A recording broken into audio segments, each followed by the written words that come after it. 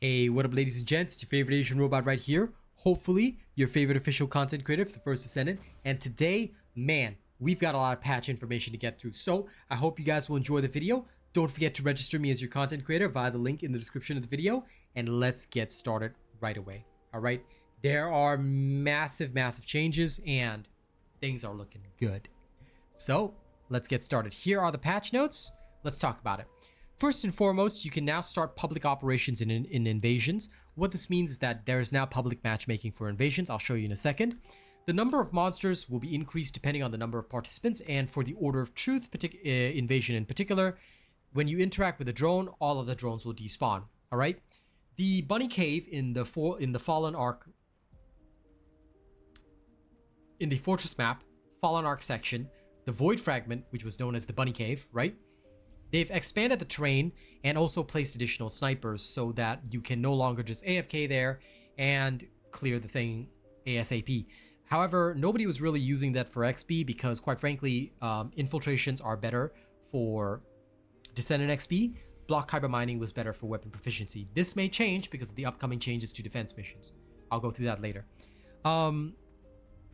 And if it's not in this patch, just in case I misread because I was reading everything at the same time, if it's not in this patch, it'll be in the October 10th update where they are changing the defense missions. I think it is in the October 10th update, but I just want to put that out there that defense missions will be changing. For now, block kyber mining is still the best for weapon proficiency, so be aware of that.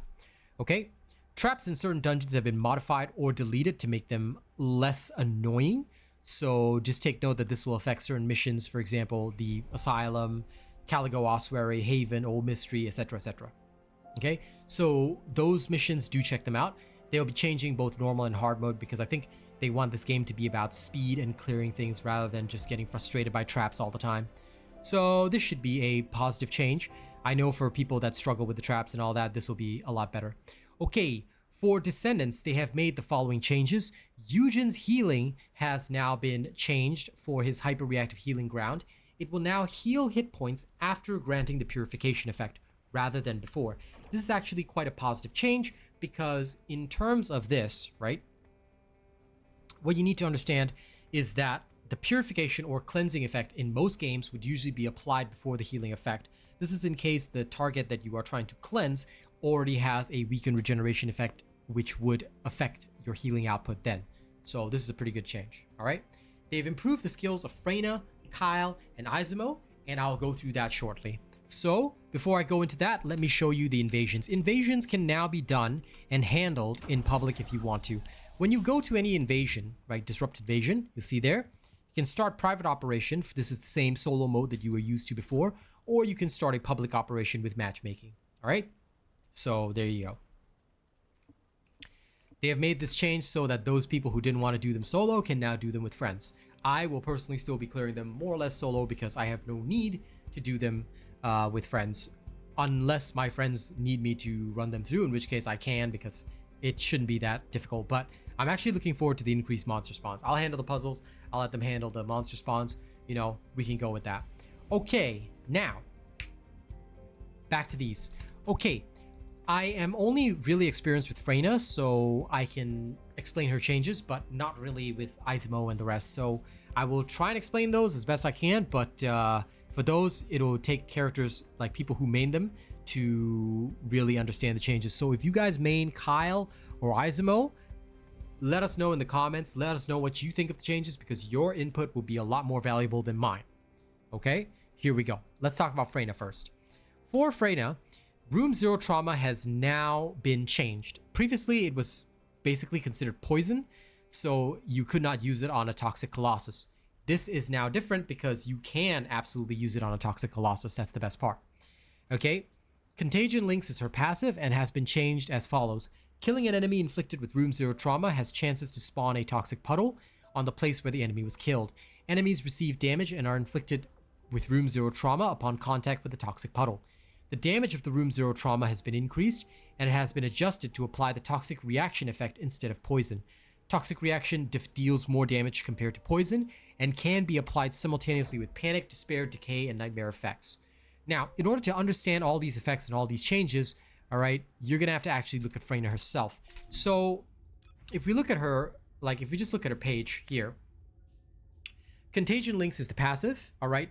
Instead of poison, it now inflicts toxic reaction, all right? This now deals 133% skill power damage, which means that you can actually reach the magical 200% by simply buffing up Freyna a little bit. And since all her damage-related skills are all tech, except for the body armor, which is Dimension, she can actually dish out some serious damage. So focus on tech is probably going to be quite important for this one.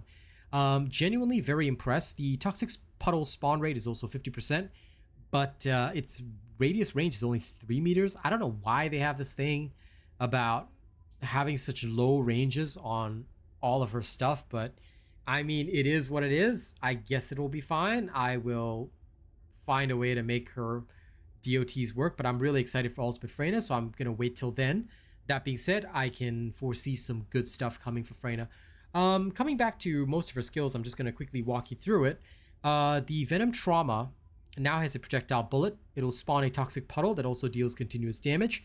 Then the Room Zero Trauma itself has a radius of 7 meters. It deals AoE damage, FYI.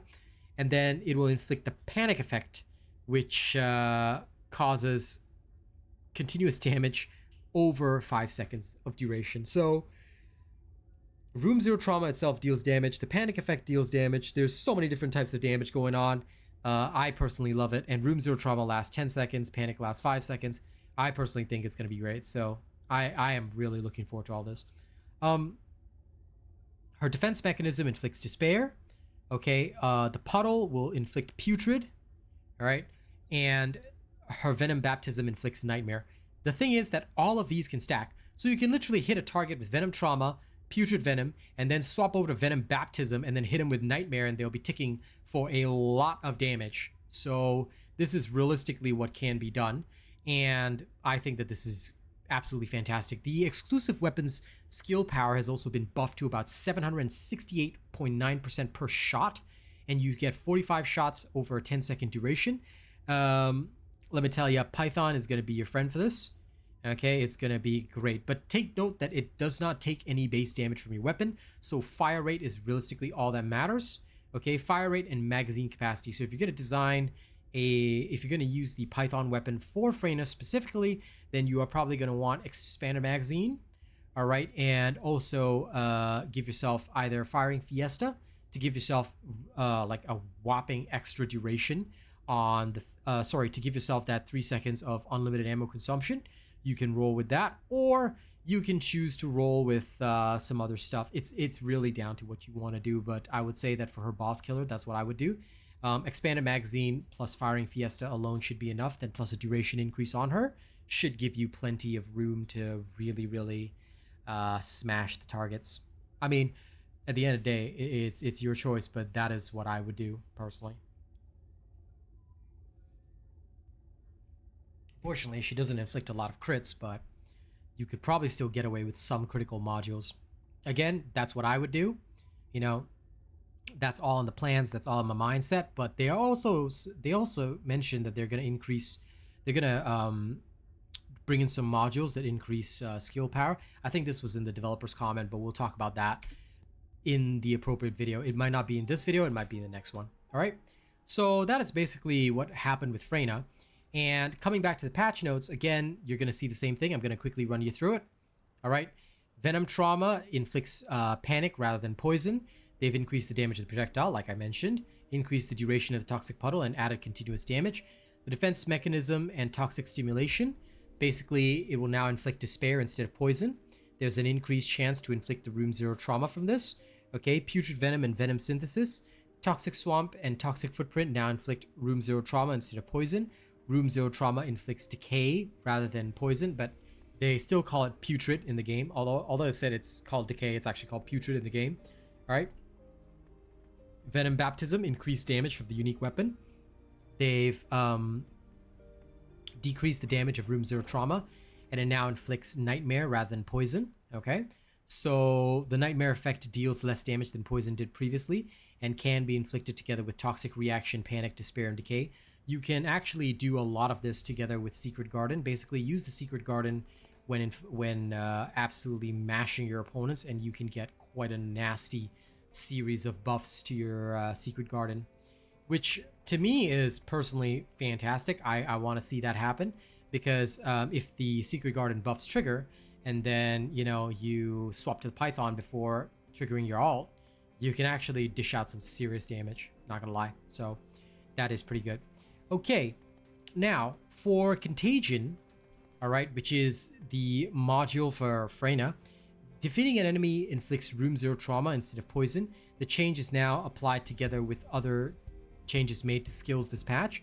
They've increased the number of toxic puddles spawning from Contagion links, and the room 0 trauma caused by skills with the Contagion module does not inflict toxic reaction, right? So it'll be a bit different. Neurotoxin synthesis, which is another one of Freyna's mods. This change is applied together with all the other changes made this patch. They've increased the damage of the room 0 trauma when you use neurotoxin synthesis. So again, for those of you who have had previous builds of Freyna, you might want to re-look at her Transcendent modules if you're using any of them on her. Again, I'm not going to be working on Freyna until after Ultimate Freyna comes in.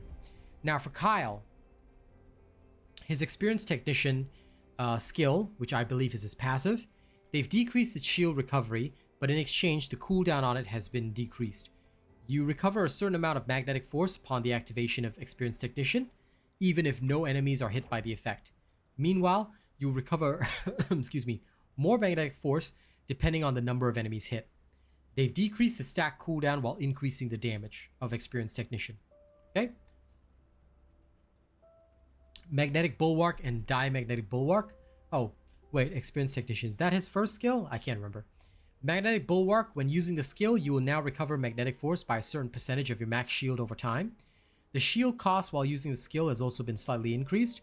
The barrier from Magnetic Bulwark is now affected by Kyle's attribute resistance, and the barrier HP is more proportional to Kyle's shield. They've increased the cooldown of Magnetic Bulwark. Okay. Magnetism Spurt and Self-Directed Eruption. They've increased the skill effect range. The Magnetism Spurt skill now heals your shield as well as your ally shields, and it now costs more magnetic force, and the skill cooldown has been increased. They've slightly increased the skill power modifier for the damage of Magnetism Spurt, while slightly decreasing the additional damage magnetic force modifier. When the self-directed eruption skill ends, it no longer heals the shields of allies, it now heals your shields instead, and the duration of traction has been increased. They've increased the skill power modifier for the damage of self-directed eruption, while slightly decreasing the additional damage magnetic force modifier. For superconductivity thrusters, they have greatly increased the damage of superconductivity thrusters while increasing the cooldown. The superconductive bombing skill is now affected by skill duration stat increase, and firing the bomb now costs magnetic force as an absolute value rather than a percentage. You are now immune to knockback and knockdown while using your superconductivity thrusters. So that should be pretty fantastic. Let's take a look. We can at least go to the Descendant page. I still haven't even made Kyle. Okay.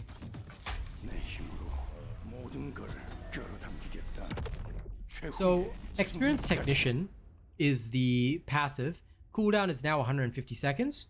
Maximum amount of magnetic force is max shield times 200%. Cost interval is 1 second. And cost amount is max magnetic force multiplied by 1%. When the shield is fully consumed, you gain magnetic care. Okay. Alright. Magnetic care. The duration is 10 seconds. And the recovery interval is every 1 second. Max shield times 4% per second. So you recover 40%. And your magnetic force recovery is max magnetic force multiplied by 4%. Okay, fair enough. Alright. Repulsion Dash is his first skill. Okay.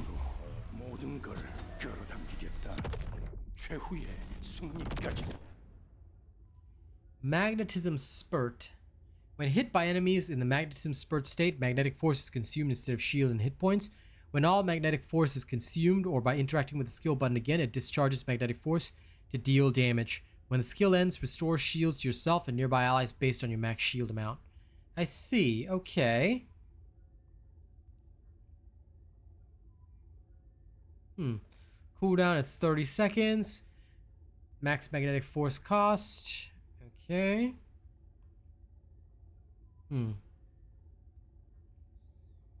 Okay, cool. I think the self-directed eruption version is what has to change, but fair enough, fair enough. Superconductivity thrusters. Oh my god, the multiplier is now 24,813. Jesus. Okay. Hold up. Hold up. Hold up. I have to send this screenshot to BVS because that is crazy. I mean, I'll send it to him after I finish this video, but damn. Okay, that is wild. That is wild. That is wild. Just so you guys want to know like what I was looking at, because I realized I was not actually showing you guys this thing. Okay, so Experienced Technician is his passive, like I was saying. Repulsion Dash has not received any changes as far as I know. Magnetic Bulwark is the shield, so it will cost you 7% of your max shield each time, and you recover magnetic force by blocking attacks. Okay, the Magnetism Spurt is this one. Now the skill power modifier is increased. But the most important thing is Superconductivity Thrusters, which now has a 24,808 and 13% multiplier on this, which is ridiculous. So, damn. Okay. I would say that they should really calm down, but, you know, that's up to them. Like, wow. Okay, wowza wowzer. Yeah, Secret Guardian could totally be used with, like, Repulsion Dash and whatnot. I would say that that would be freaking fantastic. Trigger all your tech skills, get all the stacks of pest control, and then go ham with this, and you're probably gonna annihilate half the planet. Wow. Okay, that is pretty magical. That is fantastic. I really can't say anything other than wow. That is insane. Okay, there's that. Now for Esiemo, I know nothing of Esiemo's skills, so I leave this one to you guys. Adventitious Habit. The effect is now triggered when you're hit instead of when your shield is depleted. Using skills now reduces the cooldown of Adventitious Habit by a certain amount. They've increased the cooldown of it overall. Time Bomb. Skills can now be used while sprinting, and the aftercast delay has been adjusted. Projectile speed has also been slightly increased. Blast and Cluster Bomb. You can now switch to other actions earlier when using the skill. It no longer costs MP, and the cooldown has been decreased. The Blast skill is now affected by more bombs, and they've increased the damage based on the number of bombs. The explosives that spawn upon using Cluster Bomb now explode earlier. The number and damage of explosives have been increased, and the explosion range has been reduced. Why would they reduce the explosion range? Well, doesn't matter, I guess. I mean, I guess it's specific to Cluster Bomb. The damage of Cluster Bomb now increases based on the number of bombs. Fantastic. Guided Landmine. The skill can now be activated while moving, and you can perform other actions when using the skill quicker than before. An attached bomb now takes longer to automatically explode. They've slightly increased the travel speed of the installed guided landmines toward enemies. And installed guided landmines can now also be exploded with blast. RK Explosion. Simplified the skill's animation. You are now immune to knockback and knockdown while using the skill. They've increased the duration of madness, and its effects now include an increase of skill power. Whoa. Esiemo's eating good. Explosive Evade. Increase the max amount of guided landmines that can be installed. Explosive Propaganda. You can now use the skill while moving. The skill can now be stacked, and the cooldown has been decreased slightly. An installed Explosive Propaganda is now properly affected by Esiemo's HP and defense, and its damage has been slightly reduced. That's the taunting skill. Creative Explosion. Simplified the skill's animation, and now you're immune to knockback and knockdown while using the skill. The number of bombs that affect the blast skill when equipped with the Creative Explosion skill module has been increased. Decrease the skill power modifier increase per stack. Increase the duration of madness, and also increase the cooldown decrease effect. Nice. Now, 2 new modules have been added. Biosync Shield reduces HP recovery from HP orbs by a certain amount and heals the shield by said amount. Last Stand. When using a skill to attack enemies, it consumes all of your shield to deal additional damage, equivalent to a certain percentage of the total damage. Okay. The additional damage has a base value, and the value increases based on the amount of shield that has been consumed. After activation, it recovers your shield by a certain percentage of max shield every second for a certain period of time. This is actually pretty cool. It has a cooldown. Okay, let me go see this in game. Let me see. New modules. Okay. Biosync Shield. It's a new ultimate module. Converts 17.5% of the health recovered from health orb acquisition into shield recovery. Okay. And the other one is called Last Stand. What? Okay, wait. What I do not own. No Retreat. So it's not called Last Stand, it's called No Retreat instead. Okay, so those of you searching for Last Stand, take note that there's no Last Stand in the game. It's literally called No Retreat. When attacking, it's also an ultimate mod. When attacking an enemy with a skill, it consumes all your shields to deal additional damage based on the amount of damage dealt.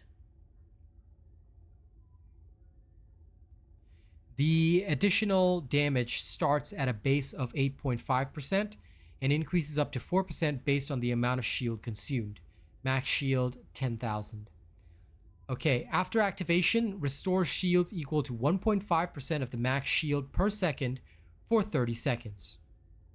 Cooldown is 30 seconds.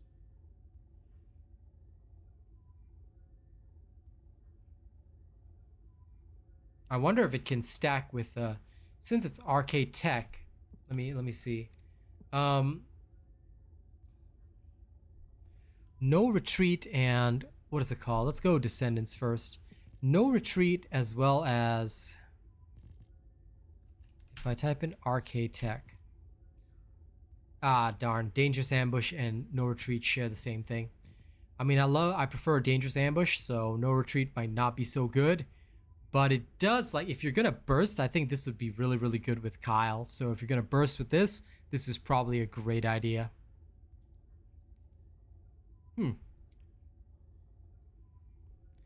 That is increases up to 4%. But I mean, it is a multiplier effect, so another 10%, like roughly 12%. So that is pretty swanky. I mean, I don't think it'll take the throne of Dangerous Ambush, but it might be useful on Kyle. I mean, an extra 10% on his attack would be pretty darn insane, not gonna lie. So there is that, and now you know about it. So these two new modules were added. Next, there are some UI changes, okay? You can now check the recommended stats for each intercept battle. Let's actually take a look at that, because I don't know if that's in the game yet. I think it is, but it should be. Let me just double check. Maybe I missed it earlier. Oh, yeah, there you go. So the DPS, it will tell you that here's the recommended DPS, recommended hit points, max shield, defense, score, toxic resistance, all that kind of stuff. You don't have to care about resistance. Defense, like I said, 16,000 is all you're going to need. You can try to go for 55,000, but that's really not going to help. 70,000 hit points is overkill. You really want the damage for gluttony, you just go for the DPS. Don't worry about this, okay? Yeah, just focus only on the DPS. Yeah. Okay, either way, we've been beating these creatures for a long time, so getting the kind of stats here that is recommended is probably going to be a gigantic waste of your time. For HP, at least, assuming you're going for best damage, you're probably going to get close to the HP recommended threshold, but the main thing is DPS that you want to worry about. Don't worry too much about the max shield, defense, and all that kind of stuff, because for these recommended specs, very, very difficult to reach them unless you're gimping your own damage. And if you're gimping your own damage, the fight's going to take 8 minutes instead of just 2-3 minutes or less that you guys are seeing most people do. So there you go. Now we understand that. Okay. Ultimate weapons will no longer be filtered as junk regardless of what you have in your settings. So no danger of losing ultimate weapons from now on. Module up capacity. The rest of this is all just random shenanigans. Controller, the range of possible values for controller dead zone settings has been increased from 20 to 40 to 0 to 99, so you can adjust this as much as you want. You can set controller vibration intensity. Terrain damage in every field now reduces your shield first, okay? The survival time is the same as before. Customize spawn settings has been moved to the Descendant skins menu. For customizing your spawns, just so you guys know, from now on, whenever you want to customize your spawns, there's no more spawn customize. Instead, you can set your spawn manually for each Descendant right here. So you can choose like whatever you want. And it will set for that specific descendant. Okay, so just take note of that. Okay, they've moved the mailbox so that it's right next to the storage box in Albion. So previously it was in this weird position beside the stairs. Now it's been moved here. They've done some optimization for the PlayStation 5, Xbox X, and Xbox Series S. Frame generation improvements and changes. They fixed some issues for PC and for the PS4 Pro and Xbox One. Okay, you can now choose frame generation regardless of the upscale you're using on PC. So take note of that. Okay, NVIDIA DLSS frame generation on. Let me see.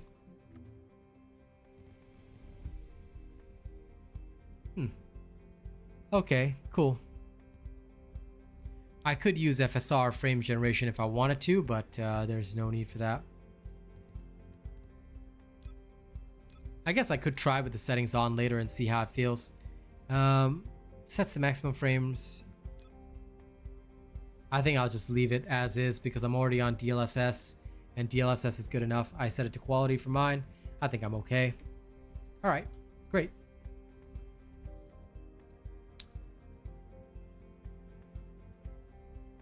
All right, so that is in the game now.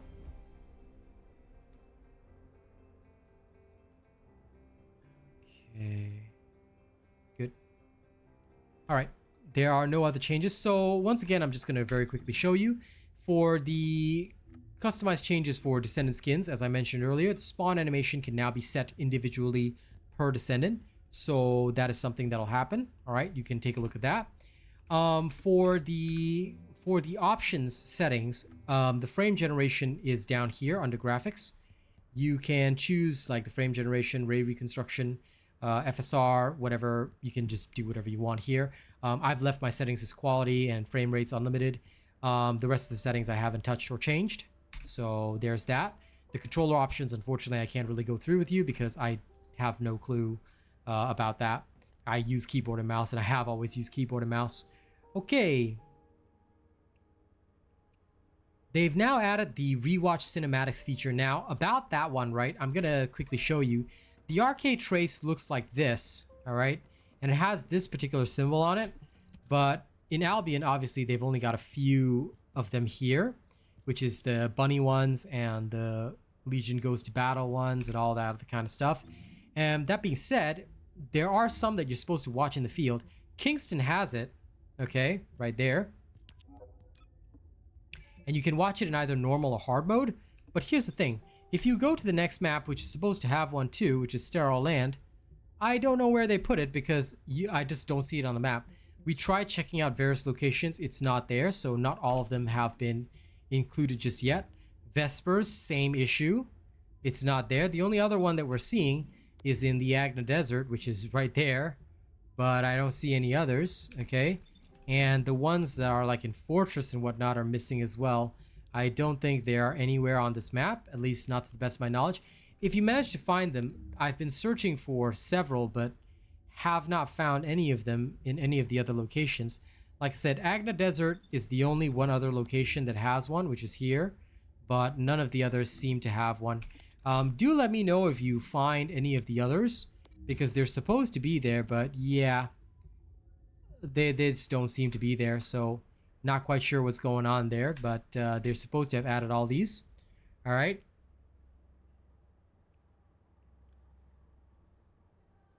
The infiltration operation cinematic can be viewed again by starting the private operation. I don't want to test that right now, but anyway, the director's comments state that since cinematics provide higher quality lighting compared to the usual gameplay environment, they're perfectly suited for players to examine their customization. Since players who finish the story cannot see the ultimate descendants they farmed or their customized descendants in cinematics, we've added a feature to rewatch them. You can now rewatch the cinematics after finishing the story with Haley, with the Haley you've acquired or ultimate descendant you've worked hard to get. Okay, cool. And also now they've added the preview in field button to the custom UIs. So let me actually take a look at that because I'm actually really interested. Custom preview in field. How do we do that? Ooh, preview in field. Oh my god, so you can actually see it in the field now. This is also great for photo mode. I guess it kind of functions as a pseudo photo mode. So if you were to like say, let's say I want to take a look at her skin and I want to preview it. So if I were to put this on her just as an example, hair like, hang on, wait, sorry, let me do the skin.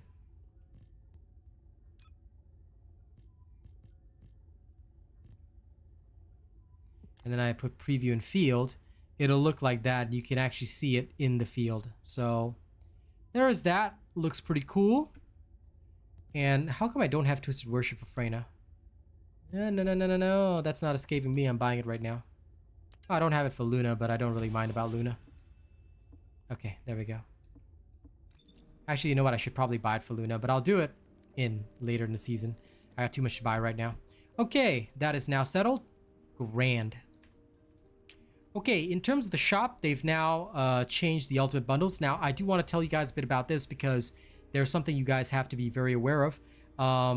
For the bundles in the shop now, if you were to take a look, the bundles in the shop for the Ultimate Descendants, you have to buy them again to get the spawn animation and the back piece. And the back piece can only be equipped on that Descendant. The spawn animation can only be equipped on that Descendant. I have already tweeted at Nexon that this is not smart business practice because if you're going to buy it, it should be available across the board. I don't care. I'm okay with the spawn animations being exclusive, but the back piece should be available across the board. Also, they should put these two, if they're going to be exclusive, into the other package because I don't want the Energy Activator and Crystallization Catalyst, nor do I want an extra Descendant slot. Alright, because this is just a waste of my money. So, yeah, there are new skins that you can check out. If you really like it, you can grab the bundle. I have already purchased the Bunny Bundle, and I'm actually going to use that to showcase this. So, I'm going to show you the Bunny Bundle right now. Alright. Yes, I am weak. I caved in, immediately bought the Bunny Bundle. No hesitation. This is the back piece for Ultimate Bunny. It is absolutely adorable. That being said, it cannot be equipped on any other Descendant. So, take note, this is what the back piece looks like. It is absolutely the best. Alright, if you are a Bunny fan, you're going to want this skin. Alright, it is worth the money. But now I'm going to swap over to Haley. So, this is Haley's skin right now. And let me see, customize, send skins.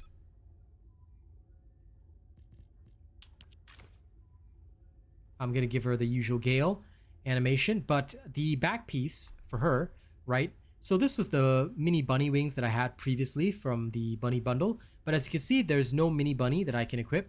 So just do take note that the back pieces are exclusive, and that is problematic. Okay, so I'm not a fan of a lot of them.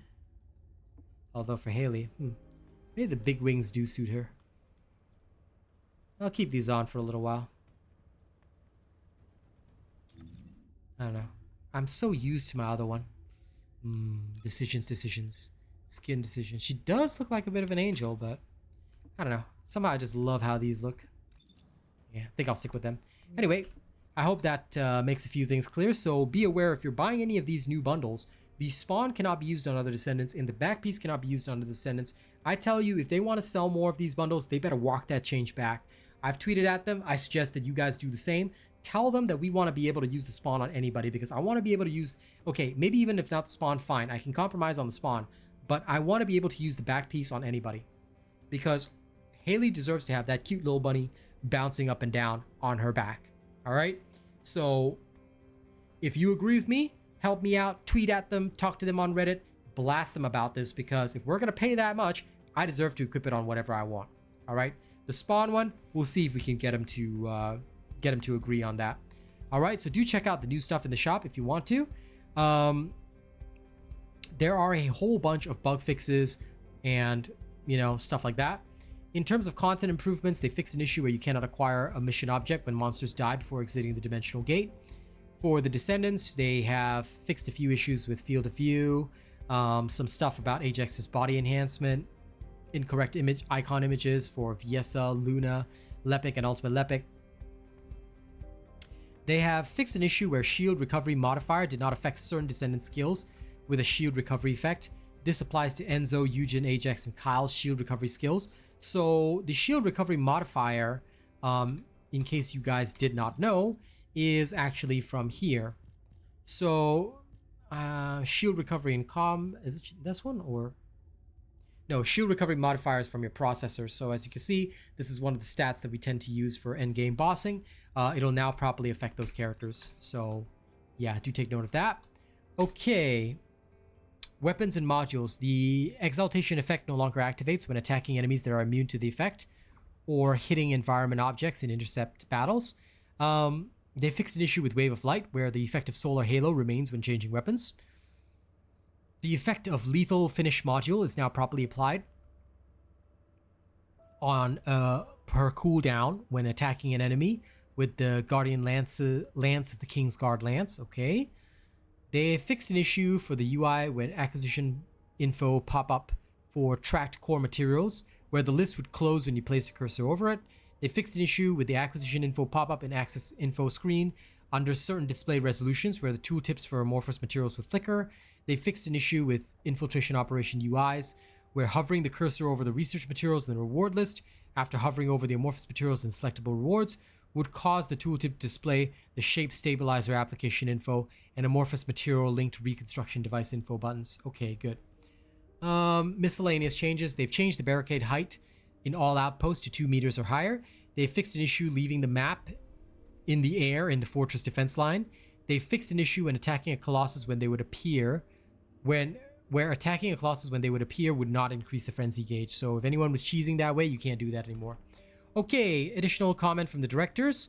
They have prepared a preview in the dev notes. Okay, so please do check that out. I'll be covering that in a separate video because this video is long enough. And last but not least, I want to cover the Freyna Encrypted Vault Shop. Okay, there's an event that's going to be running from the 26th of September all the way to the end of October, so 30th of October. You can redeem stuff in the shop, all right, all the way until 6th November, though, so do take note of this. The link to this Freyna's Encrypted Vault is here. The event page is on Nexon's website, so you cannot access this other than on Nexon's website. You must make sure to sign in with your account and everything, all right, so do be aware of that. Now, every day you will have certain missions, and these are automatically tracked once your account is linked. So you have to complete normal or hard missions 4 times, complete the Void Intercept battle 1 time, complete a research 1 time. You finish this, you can get 5 points per day. There are also weekly rewards where you can get 10 points each, all right? Log into the game 3 times during the event period, complete normal or hard missions 1 time with Bunny or Ultimate Bunny, and you'll get 10 points each, okay? So 5 points per day per week, and it resets on the Thursday, just so you know, okay? And you can get 5 times 7 is 35, and the 20 points here, so 55 points per week, all right? Crystallization catalysts, you can get up to 3. Okay, they cost 40 points each, so in about 3 weeks, you should have 3 crystallization catalysts. This will help you along your journey. You can also exchange for weapon materials, boosts, and code analyzers and code breakers. I would not recommend exchanging for these because they are super easy to farm. Okay, the boosts are pretty necessary, so that's pretty awesome right there. And that's about that, all right? So this encrypted vault is not the same encrypted vault as the ones you see in the field, all right? So be aware of that. You just have to accomplish the mission, earn points, and then you can go spend them in the shop, okay? A link to this and the patch notes will be in the description of this video if you guys want to check them out. Thank you very much for putting up with this long video. I know it was long, but I hope you guys will enjoy it. Thank you very much for enjoying this patch. I hope to see you on the First Descendant because there is exciting stuff coming. Take note that there will be another video recorded at the very end of my night stream, and that will cover the upcoming update on the 10th of October, so do look forward to that. All right, thank y'all very much, and I'll see y'all on the next one. Don't forget to like, share, and subscribe. Register me as your content creator, and remember to tell Nexon that we want to use our backpacks on everything, okay? Don't be giving me that this bundle is only exclusive to that. I bought the bunny one, but I want to be able to put that bunny backpack on every Descendant, okay? Help me help you, okay? Let's slap them. Catch you on the next one, folks.